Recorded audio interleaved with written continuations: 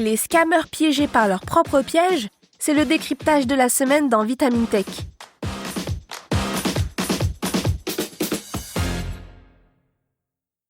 Vous connaissez l'expression « à malin, malin et demi » ? Et si les rois de l'arnaque se faisaient à leur tour piéger ? C'est ce qui est arrivé à Logbite, l'un des groupes de hackers les plus réputés au monde. Leur site vitrine a été piraté et leurs données exposées.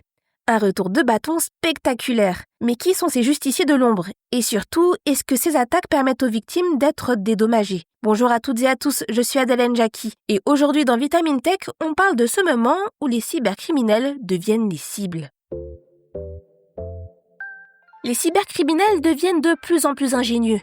Ils envoient des emails ou des messages frauduleux qui semblent provenir de sources fiables, offrent des services inexistants, infectent des systèmes avec des malwares, réalisent des transactions frauduleuses et saturent des serveurs pour les rendre inutilisables. En somme, c'est un véritable jeu du chat et de la souris avec des arnaqueurs qui se réinventent constamment au gré des avancées technologiques.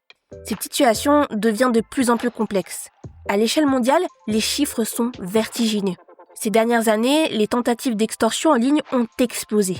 En 2024, la mission d'Interpol dédiée à cette problématique a permis plus de 5500 arrestations et la saisie de 400 millions de dollars, l'équivalent de 371 millions d'euros, des chiffres jamais atteints auparavant. Cette activité serait devenue, d'après les professionnels, l'un des secteurs d'activité clandestins les plus lucratifs au monde. Et oui, avec des millions de victimes partout sur la planète, qu'il s'agisse de particuliers, d'entreprises, d'infrastructures étatiques. Mais attention, personne n'est à l'abri, même ces malfrats 2.0 qui tombent dans les pièges qu'ils ont eux-mêmes tendus. Dernièrement, le groupe de cybercriminels Logbite, connu pour ses ransomware, a été victime d'une attaque spectaculaire. Les ransomware sont des logiciels malveillants qui ont pour but de bloquer l'accès à votre ordinateur ou à vos données personnelles en échange d'une rançon. Leur site a été piraté et modifié pour publier un message ironique. Ne commettez pas de crime, c'est mal, bisous de Prague. En plus de ce message, une base de données contenant des informations cruciales sur leur ransomware, leurs victimes, les montants exigés et même les identifiants d'administrateurs a été exposée. Ce n'est pas la première fois que Logbite se fait attaquer. En 2024, des services de sécurité internationaux ont repris le contrôle de leur site, un revers majeur pour l'organisation criminelle. Et puis Logbite n'est pas le seul à avoir été pris à son propre jeu. En 2022, le groupe Conti, l'un des plus grands réseaux de ransomware, a vu ses opérations exploser après une fuite de milliers de messages internes, ce qui a conduit à sa dissolution. En 2021, Revile, un autre groupe notoire, a été démantelé après des pressions internationales et une attaque ciblée contre ses serveurs. Alors, qui sont ces héros numériques qui piègent les arnaqueurs sur Internet ? On les appelle des scambaiters, ou pour les intimes, des croque-escrocs. Ce sont des personnes souvent anonymes, mais parfois ils peuvent être des figures publiques assez célèbres, comme Jim Browning, qui compte 4,41 millions d'abonnés sur YouTube, Kid Boga, avec 3,72 millions d'abonnés, ou encore Scammer Payback, avec 8,22 millions d'abonnés.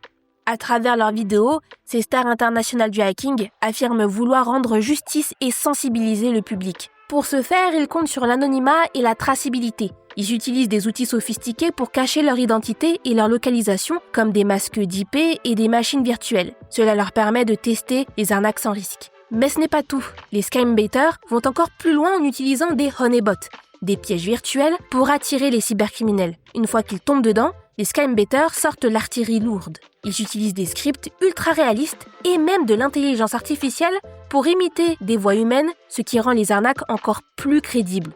Car ils se glissent souvent dans la peau de victimes vulnérables pour tromper les escrocs. Certains vont même jusqu'à prendre le contrôle à distance de l'ordinateur de l'arnaqueur.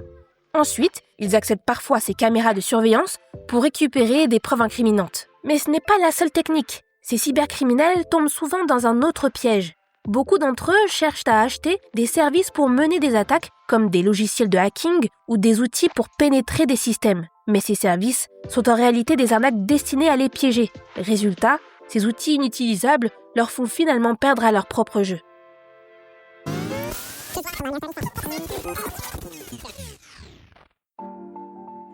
Bien que les scambaiters jouent un rôle non négligeable contre les cybercriminels, leurs actions ne peuvent pas remplacer les démarches légales nécessaires pour récupérer les fonds volés.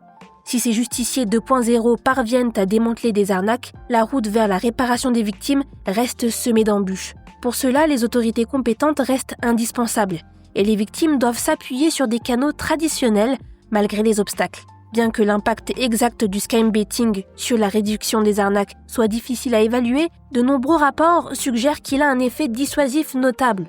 Et oui, occuper les arnaqueurs et exposer leurs techniques, ça paie. Le scam baiting est donc un outil précieux dans la lutte contre la cybercriminalité. Mais il doit s'inscrire dans un cadre légal et éthique rigoureux pour être véritablement efficace. C'est tout pour cet épisode de Vitamine Tech. Pour ne pas manquer nos futurs épisodes, abonnez-vous dès à présent à ce podcast et si vous le pouvez, laissez-nous une note et un commentaire. Cette semaine, je vous recommande le dernier épisode de Futura Santé dans lequel Mélissa Lepoureau vous parle du papillomavirus et des dernières recommandations en vigueur. Pour le reste, je vous remercie pour votre fidélité à Vitamine Tech. Je vous souhaite tout le meilleur et comme d'habitude, une excellente journée ou une très bonne soirée et restez branchés.